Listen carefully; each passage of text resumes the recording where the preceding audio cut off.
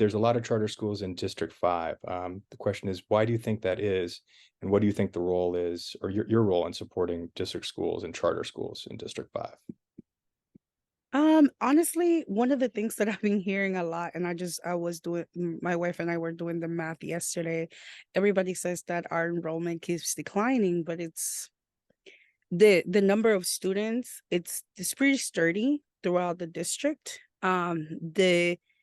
The difference is that we now have charter schools, so we do have a significant amount. I think it was 30%. I can't, don't quote me on that 'cause I don't remember. I think it was like 30% of our students were going into charter schools.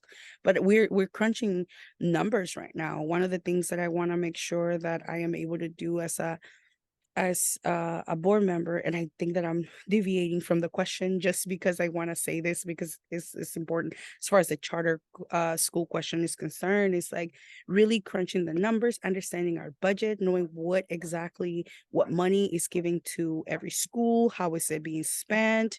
That is something, that is information that is not as accessible as people may think. And so one of my priorities will be ensuring that we have a balanced budget, obviously, to support our public schools.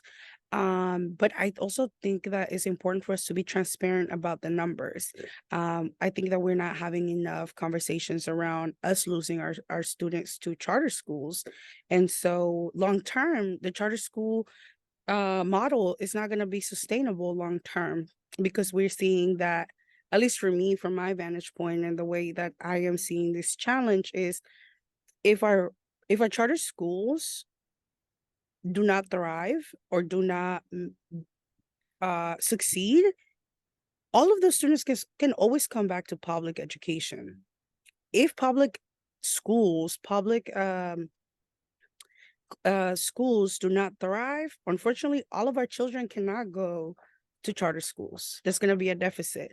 So my priority will always be to continue to invest in our public operated schools, um, focusing on increasing resources, focusing on increasing services, create genuine robust community schools is going to be one of the things that I am going to be working on. So I am following right now, as I'm doing my homework, um, following how much money is allocated for community schools in every District 5 school so that I can really focus on supporting them to ensure that that money really shows a